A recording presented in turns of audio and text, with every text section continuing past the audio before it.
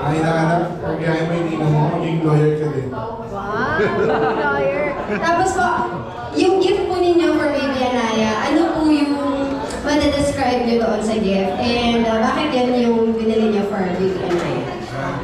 Yung gift ko, pwede niyang gamitin yan pang open ng bank account.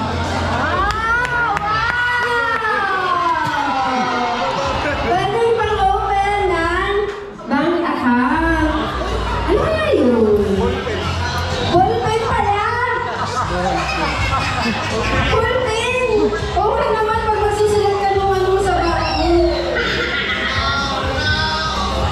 Ano ba yan? Nag-expect tayo masyado? Nag-advance masyado tayo? Ballpen pala. Okay, sir. Joseph. Okay, Ninong Joseph. Ano po yung inyong message for Baby Anaya? Nakasama pa ako sa mga ninong.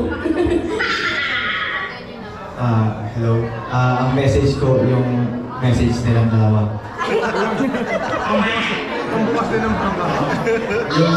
yung gift po ay yung ilalagay sa bank account.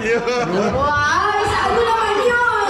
Kasi yung isa, ballpen. Yung isa, ikaw naman. Yung sa kanya, yung ilalagay sa bank account. Ano yung ilalagay sa bank account?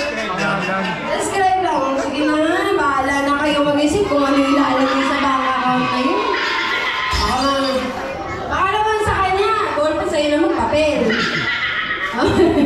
But anyways, for Baby Anaya po, no? Sir, may nawawala. Andali lang, may nawawala dito kanina. Meron pa dito isa kanina. Nawawala, umabsent na. Okay, sir.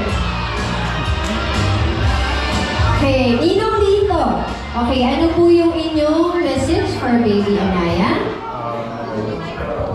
Happy and good life for everything. Gift question. Educational. Educational. Ayan.